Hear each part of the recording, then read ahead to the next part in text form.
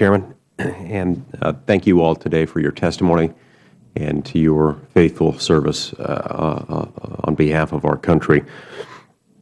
You all have been forced to make some difficult decisions, and you've been put in an unenviable position, having to deal with scarce and declining resources.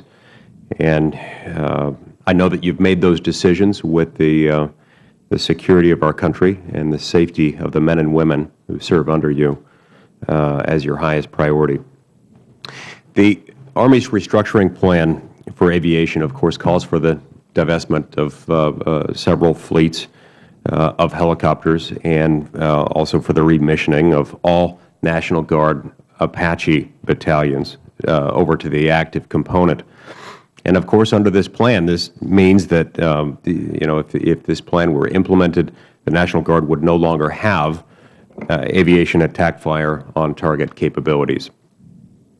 As has been highlighted to some extent already today, the National Guard's Apache battalions have performed exceptionally well in past wars, providing readiness and providing strategic depth for the Army and really some of the best trained personnel in the world.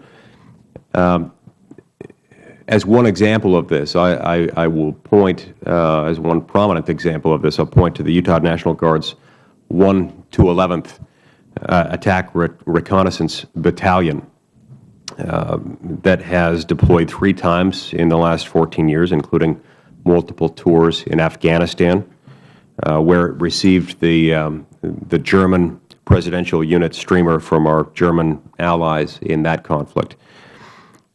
While understanding the need to reduce costs and to prioritize modern equipment over older aircraft, I do have some concerns about getting there by divesting the valuable and very cost-effective national defense asset that we have in our National Guard Apache battalions. And so, General Grass, if I could start with you, can you tell me, did the National Guard have a proposal for aviation restructuring that would have maintained some of the National Guard attack capabilities with the Apache, while simultaneously ensuring that the Army had the equipment necessary to make up for the capabilities that would be lost from the divesting of the Kiowa Warrior?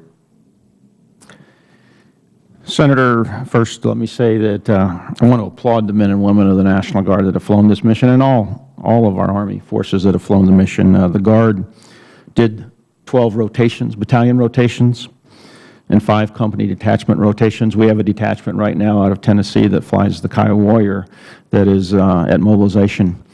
And they will do their mission, and they will come home and they will change missions. I would tell you that I was included in every discussion. I provided my best military advice, and I provided options. But now, sir, since the decision's been made, I have to begin to plan for the future.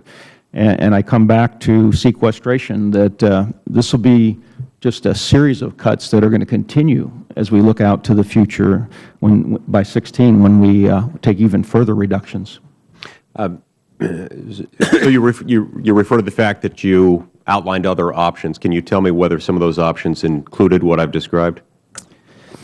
Senator, yes, they did. And why did you think it was important to maintain some attack aviation capability within the National Guard?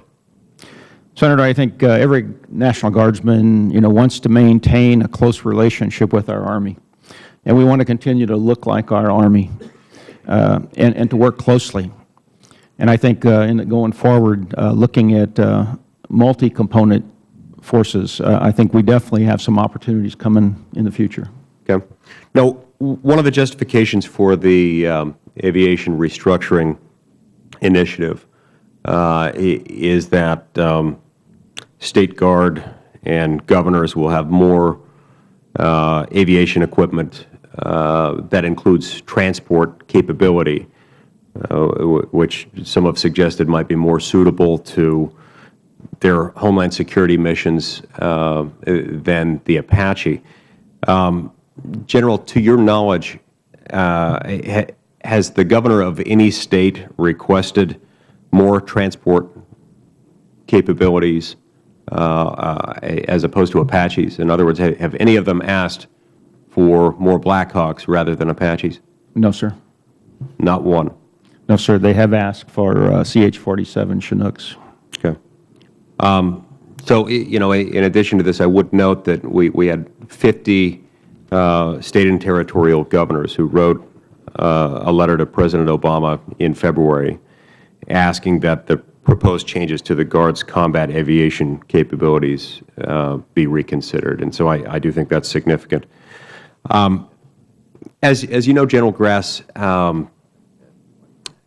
many National Guard aviators and crew have flown the Apache for many decades, and they've made the choice to stay in the National Guard with this mission in mind, to continue to serve in connection with the Apache. Can you tell me whether there have been any studies